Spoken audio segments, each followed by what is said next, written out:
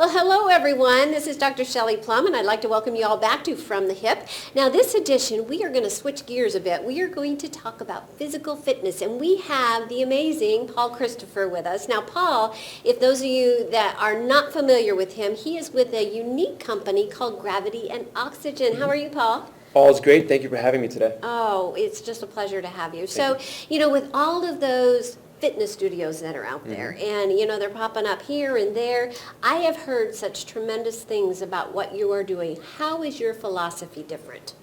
Well, I wouldn't say different, let's just say unique. There are so many different fitness systems and styles out there, and I think if they all provide results to their membership, then they're all a success. Yes. Okay. A quote by Ralph Waldo Emerson, he said, "Strategies are many and principles are few. Strategies may change, but principles never do." So if any of these facilities and systems are working based upon scientific principles, and no matter what avenue they choose, as long as we get to the same end result, then we're providing all of our membership a service. I understand that. So Yeah. am I correct in saying, well, everybody's different, aren't they? Like one thing that works for me is I love cardiovascular exercise. I love getting out and doing my morning walks. And I think, reviewing your website, it looks like you tailor exercises for different goals. Am I correct in saying that? Of course. So, we have our cardiovascular component. We have our resistance training component. Yes. So what we do is with our system, we alternate months of muscle and hustle. Okay. So muscle and hustle. Exactly. I love that. That's, Okay. so that's kind of like our right. easy way of explaining things. So Yes. muscle month is more strength based.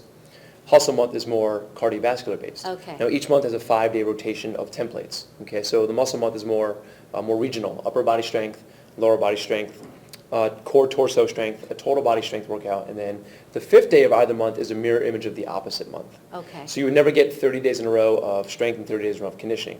So every 5th day, it's like the 80-20 principle, you'll get a mirror image of the opposite month. When we get into our conditioning, our cardiovascular conditioning, it's a little more unique and fun. We have an athletic performance day. So we bring out the agility ladders, we bring out the rings, the medicine balls, battle ropes. So we feel like it's like school field day. Very athletic, speed, agility, quickness, things like that. We do a metabolic conditioning day, which is sets of exercise based upon time, getting into energy pathways as opposed to just repetitions. Right. Okay? So we're getting into beyond the creatine phosphate system, we're getting into glycolysis and then into the aerobic pathway of Krebs cycle. Okay? We have another day, it's called core conditioning. So still torso and center focused, but higher repetitions, lesser resistance or load. And then we also have an endurance day. So you may spend a little more time on our cardiovascular machines. All of our cardio is eco-friendly. It doesn't require any electricity. So we have self-propelled treadmills, we have row machines, concept rowers, vertical Versa climbers, and we have the assault bike, which is an evolution of the old school Schwinn Airdyne bike. So those are, we may ask you, spend 5 minutes on this machine, or 10 minutes, or give me 1,000 feet climb, give me a 2,000 meter row. So it's more of an endurance day. And then once again, the 5th day is a mirror image of a strength day. Well, that is unique. Yeah. And that's interesting because it's not, and I'll speak from my standpoint, a lot of my exercise routines that have failed is because of the monotony, that it was all the same, and I, quite frankly, got bored. And so with something like that, you're always challenging the brain. The brain's always thinking about something different. Of course. I'm totally glad that you touched that point. The brain is the most amazing invention in the entire universe. It controls everything in our body. It tells our eyes to blink. It tells our lungs to breathe. It tells our muscles to contract. Right. Okay. So first and foremost, you must stimulate the brain to tell anything else to occur. Okay. So you talked about redundancy, and you feel like sometimes workouts get stale or boring. So with our system, we have 25 to 30 pieces of equipment. Okay. We have a lot of ancillary toys that are centered around using your own body weight. For you to be truly functional as a human being, you must master your own body weight before you can think about any external load, such as a barbell or a dumbbell. That's why the premise of the squat and the push-up are the two most primal movements in the fitness universe, and you should be able to master that with your own body weight first. Okay? That makes sense. Exactly, It does. and that's really triggering the brain to master and engage the core and recruit the idea. I love that. Now what we do is with our system that makes us unique, we follow 4 basic pillars of human movement. Number 1 is locomotion. The human body is meant to get from point A to point B. Well, how do we do that? We walk, we jog, we run, we sprint. We climb, we hike, we bike, we swim. Okay? So we must celebrate the body as an integrated movement as opposed to just an isolated muscle. Movement is multiple muscles and multiple joints moving simultaneously to create an outcome, to get from point A to point B. Our second pillar is level change, and that's mastering gravity once again. Okay?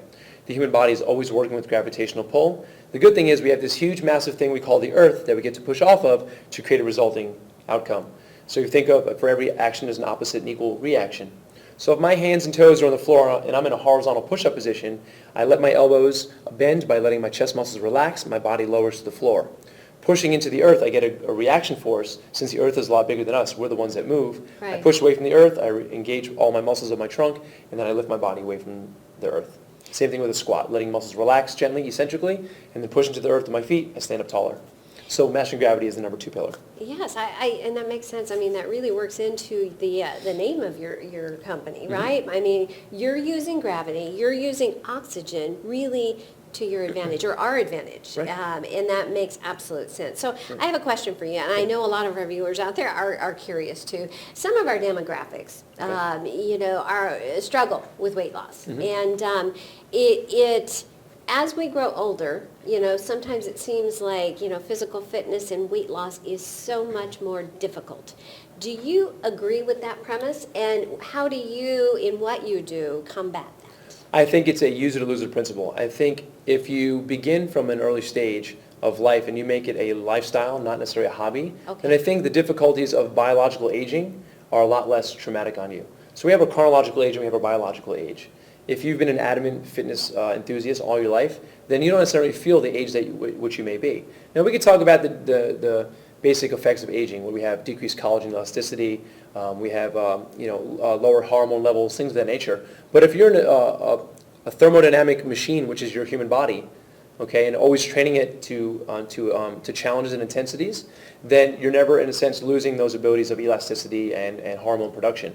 Think of a car. Over 5 or 6 years, it wears and tears over time. But the human body, through challenge, repairs itself and actually improves.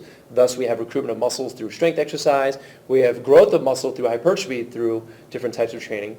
So for anyone who's now just getting in the mood of fitness and trying to change their lifestyle, whether they're in their 30s, 40s, or 50s, it's never too late. I don't want them to think that it's too late. But it is a challenge at first. And what you're doing is you're going through a metamorphosis physically with your brain connecting to the muscles by way of nerves. And then you begin to evolve and adapt and improve and then prolong the effects of aging. And that truly is the fountain of youth, ultimately, is exercise. Exercise, It's, right. it's the most primal form of medicine. No, I would have to agree with that. I mean, and I have seen people give up hope a lot of times, and there is a segment of the population that thinks that weight gain as we grow older is inevitable, so why do anything about it? So what you're telling us is that there is hope. There is absolute hope. I mean, metabolism, everybody has a metabolic potential. Right. Okay, you can speed up your metabolism or you can slow it down based upon your sedentary lifestyle or a very active lifestyle. And it is never too late to make that change. Shelley, you don't know this, but I'm actually 92 years old. You're not. So it's proof that fitness works. Okay. I am going to your studio. Just kidding. But exercise is the fountain of youth. It is the ultimate form of medicine. It is never too late. And there are some basic things that we would suggest to people if you are sitting on your couch and doing absolutely nothing. Number one, if you're doing nothing, do something. And what's that number one something? Get out and walk in your neighborhood. Just walk. Start small. Start 5 minutes. Hallelujah, right? Yes. 5 minutes, 10 minutes, 15 minutes. From a nutrition side, if you're not drinking enough water, just start drinking more water. So that's step one on nutrition and step one on exercise. Walk and drink water. You set the stages for success now. And then what would you do after that? Then maybe you might, on the nutrition side, maybe decrease a cheat meal. You may want to take one cheat meal away a day or a week. Right. Start small. If you try to go cold turkey or transform your life instantly, you're not in a realm of success. Start weaning yourself into a healthier lifestyle. You have to, and I'm hearing you, because as individuals, we have to set ourselves up for that success. By being overly strict, by taking everything away all of a sudden. Do you think we set ourselves up for failure that way? Absolutely do. You write your own story. So my business partner, Love Joe that. Drake, he talks about, you've written your story and you've created it. Now, if you're looking for change, you have to change your story guidelines and the chapters in which you do that. So if you're doing absolutely nothing, then change your story by starting off small. It is really about putting yourself in an emotional position. If you're always saying, woe is me, my metabolism will never speed up or I'm going to never lose weight, then you continue to write the same old book without changing the chapters. That is It true. really is about an emotional tie-in to the story you've created for yourself. That's incredible. That's incredible. For our viewers that are out there, say we have viewers of all levels, but specifically ones that are sitting on the couch right now, they don't have a physical fitness regimen, and they are looking for that ambition to get started. What tips would you leave them with? Okay, so if you're doing nothing, you want to do something, the first thing is just get out and walk. Just create lubrication in your joints, get vertical, let gravity be your friend, not your foe. Just start working on walking and start small, 5 minutes, 10 minutes. Pick your neighborhood, pick your lunchtime at your work. From a nutrition standpoint, just increase your water intake. Water is truly the source of life. Yes. Start increasing your water intake. So that's one on each end. Number two is stretch. Focus on stretching, okay? Oh, so if you're super stretching, tight, you're yes. sitting on the couch, or you sit at a desk all day and you have that typical corporate posture where your head is more forward rounded than your shoulders, then work on elongating, stretching. Work with your spine first. Do some of the yoga maneuvers that we showed you today. All right, so stretching and walking, 2 things to work on. Then if you happen to be not the best in your nutrition intake, then take away maybe one of the meals that you know is not favorable for you.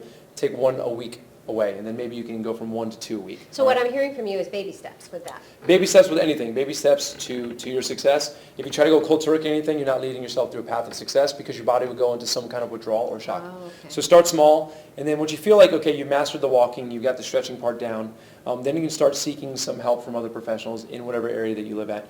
Use the internet. The internet is a beautiful resource for finding out information on how to do something. Maybe you want to learn how to do the perfect push-up or how to do the perfect squat. So look at YouTube, look at Instagram. There are resources available for you to gain information on your own without even paying for it. So work with that as well. So we're very non-solicited. There are so many resources. Find them. Seek your destiny and create your own new story. That's what I would say. Oh, that's wonderful. Great, great words of advice. So I hope that he has given viewers out there just that hope and get out there and get physically fit. So if people are out there and they're wondering how to get a hold of you, maybe they want to ask a question, maybe they even want to do a class, where would you point them? Okay, so we're demographically located in downtown, East Boca Raton, off of Palmetto Park Drive. If you need to get in touch with us, you can go to our website, gravityandoxygen.com. It's the A and D in the middle. Okay.